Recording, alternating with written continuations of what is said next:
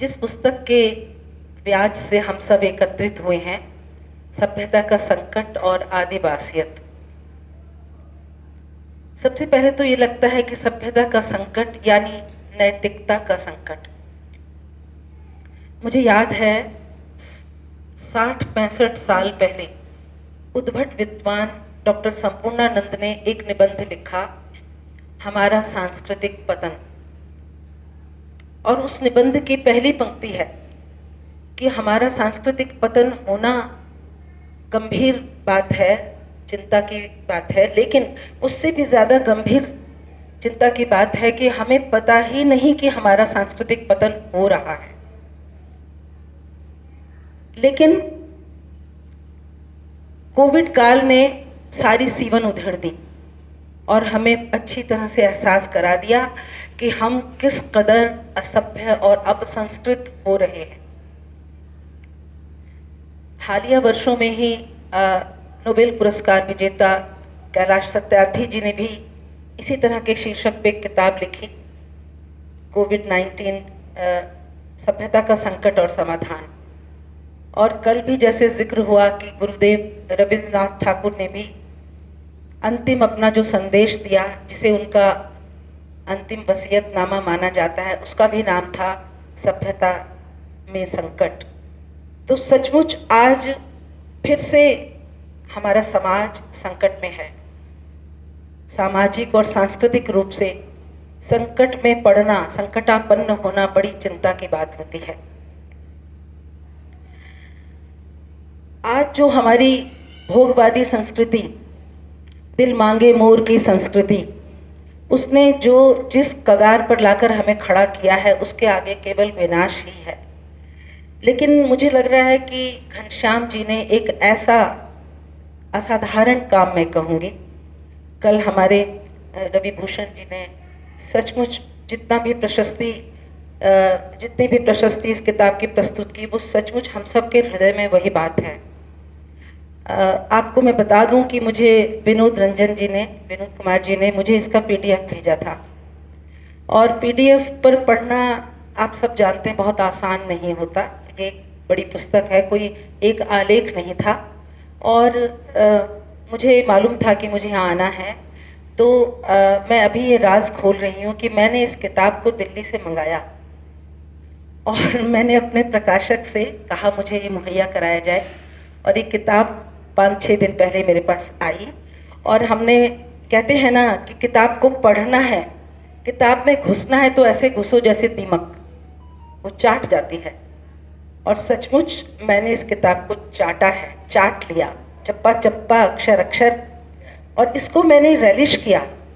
जैसे चाट खा के बड़ी देर तक चटखारे खा के उसके हैंगओवर में आप रहते हैं, मैं इस किताब के हैंगओवर से उबर नहीं पाई। बेहद उपयोगी किताब है। इस पर बहुत सारी बातें कही जा चुकी हैं।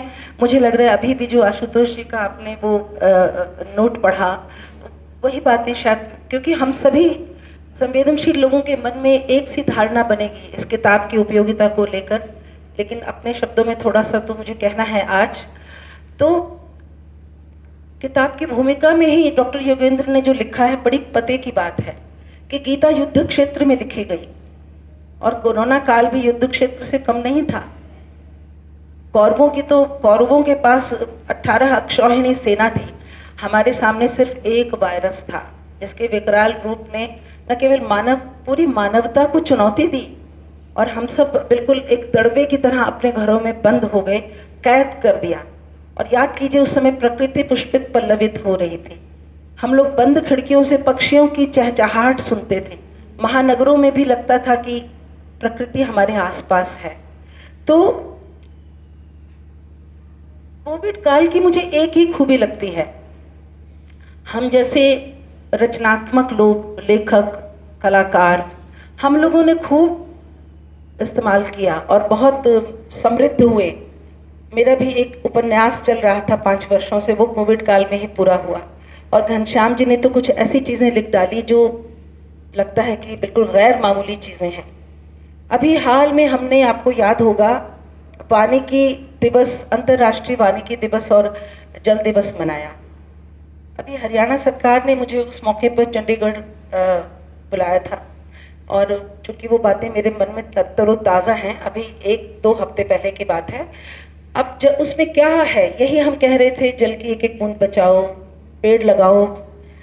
10-20 पेड़ लगाने से कहीं ज़्यादा महत्वपूर्ण है घनश्याम जी द्वारा लिखी जाने वाली ऐसी पुस्तक, जो सैकड़ों हजारों पाठकों को याद दिलाएगी, प्रेरित करेगी कि प्रकृति में ही जीवन है, और जब हम प्रकृति के करीब रहकर जीवन जीते हैं तो उस जीवन में सभ्यता भी होती है और संस्कृति भी। इस किताब में बहुत कुछ उन्होंने कोरोना को लेकर अभी बात की, आशुतोष जी के उसमें, कि इसमें 9 चैप्टर्स हैं, 9 अध्याय, और अध्यायों के नाम भी बड़े, मुझे लग रहा है ये जो पृष्ठ 11 पर जो अनुक्रम का पृष्ठ है, ये किताब का वातायन है, झरोखा है, जैसे कहते हैं ना, पिक्चर का ट्रेलर है, उसी से पता लग जाता है इस पुस्तक में क्या है। और इनके उपशीर्षक भी बड़े दिलचस्प हैं, अगर आप गौर फरमाएं तो, फंसा मछेरा अपने जाल, पूंजी की आवारागर्दी। मुझे लग रहा है कहीं ना कहीं घनश्याम जी के भीतर एक कवि भी है, बड़े पोइटिक टाइटल हैं इनके, एक व्यंग्यकार भी हैं, ये बौद्धिक रूप से संपन्न तो हैं ही। तो इस पुस्तक में जो 11 अध्याय हैं, मुझे लगता है अमूर्त रूप से ये 2 खंडों में विभाजित है। पहले 4 जो अध्याय हैं उनमें समस्या और बाकी में समाधान। मैं साहित्य जगत में से जुड़ी हूँ पिछले लगभग 2 दशकों से। आज के जो लेखक हैं वो बड़े भीरू हैं, वो समस्याओं को तो रेखांकित कर देते हैं, प्रश्न सामने रख देते हैं, समाधान देने से डरते हैं। न जाने उनके समाधान पाठकों को पसंद आएंगे या नहीं, लेकिन घनश्याम जी ने बहुत ही ये खूबसूरत काम किया है कि वो न केवल समस्याओं को गिनवाते हैं, बल्कि वे समाधान, एक पुख्ता समाधान प्रस्तुत करते हैं।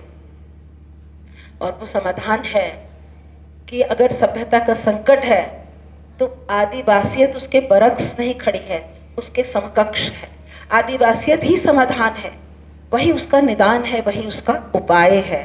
और कुल मिलाकर माने तो इसका यही मतलब हुआ कि मुड़ो प्रकृति की ओर, जिसकी ओर हमने पीठ कर दी है। और हमारी प्रकृति, आज हमने कोरोना काल में देखा, जो वेंटिलेटर पर चली गई थी, उसे, वो हमारी माँ है, हमें उसे बचाना है, वो जंगल उन्हें बचाना है।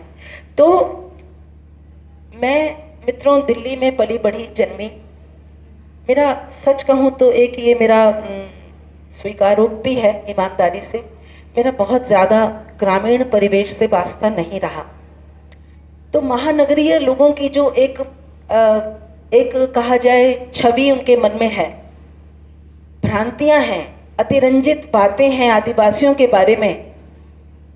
सचमुच अगर घनश्याम जी जैसे लोग ये ऐसी पुस्तकें ना लिखें तो कभी उन भ्रांतियों से मुक्त नहीं हो पाएंगे। या सिनेमा, अब भाई आदिवासी हैं तो वो नरभक्षी होते हैं, नग्न रहते हैं, गौ मांस खाते हैं।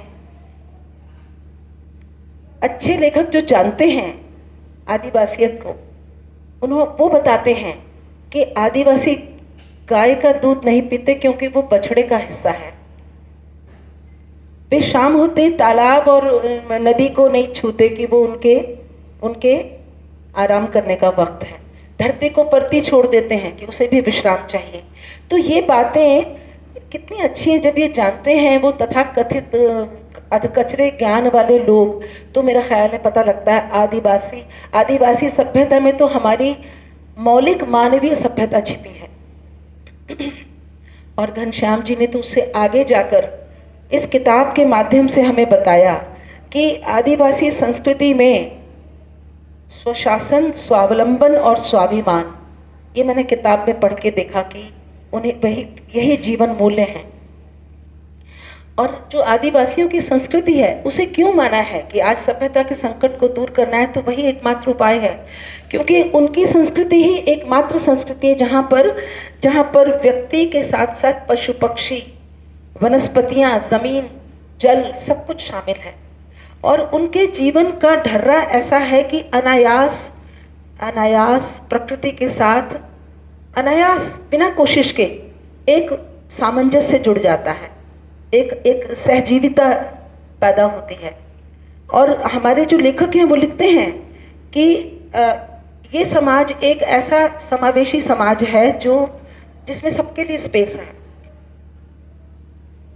और हमारे इन जो आदिवासियों की पुरखे हैं उनके द्वारा जो स्थापित आचार विचार से परिपूर्ण एक जीवन शैली है वो आदिवासियत है। मुझे लगता है इस पुस्तक का शीर्षक जो है सभ्यता का संकट और आदिवासियत, उसको मैंने अलग अलग ढंग से महसूस करने की समझने की कोशिश की है, तो मुझे यही कुछ समझ आया। और ये समझकर मुझे लगा कि मैं भी बहुत समृद्ध हुई, बहुत सारे ज्ञान के गवाक्ष खुले और मेरी भी बहुत सारी भ्रांतियाँ मिटी। और कल हमारे एक वक्ता मित्र ने सोमर किस्कू का जिक्र किया, मैं भी वो जिक्र करना चाहती थी क्योंकि वो इतना संवेदनशील प्रसंग है इस किताब का। किस प्रकार से सोमर किस्कू ने बताया कि जंगल उनके लिए क्या है, और फिर हमारे घनश्याम जी की सूक्ष्म दृष्टि जिन्होंने निष्कर्ष निकाला कि जंगल उनके लिए सिर्फ पेड़ पौधे जल और मिट्टी और जमीन नहीं है, किस प्रकार उनको गढ़ता है जंगल, किस प्रकार उनके चरित्र को संवारता है, तराशता है। तो ये चीज़ें बहुत मुझे किताब की अच्छी लगी। इस चीज़ को मैं ज़्यादा यहाँ बोलूँगी नहीं, और मैं यही कहूँगी कि विकास के भी धज्जियाँ उड़ाई हैं घनश्याम जी ने। विकास यानी तथाकथित विकास क्या हो रहा है आजकल? प्रकृति का अंधाधुंध दोहन और मजदूरों का शोषण। इन्होंने विकास को जैसे परिभाषित किया है वो पढ़कर मुझे लगा गांधी जी ने कहा था ना कि इस संसार के, हमारे समाज के सबसे निचले तबके का जो व्यक्ति है वो अगर गिरा हुआ व्यक्ति उठता है तो वो विकास है, वो उन्नयन है। बिल्कुल यही दृष्टिकोण घनश्याम जी ने भी इसमें दिया है। और रांची की भूमि पर बिरसा मुंडा ने जो अभियान छेड़ा जल जंगल और जमीन को बचाने का, उसी परिपाटी में आगे चल के अभी तक घनश्याम जी चल रहे हैं। और इस क्रम में उन्होंने जो भी धरने आंदोलन किए, उसमें जो भी इनके साथ कार्यकर्ता जुड़े, साथी जुड़े, नेता, युवा या जो भी पीढ़ी जुड़ी, उनका इन्होंने नामोल्लेख किया है, उनके साथ घटित घटनाओं का बड़ा दिलचस्प ब्यौरा पेश किया है।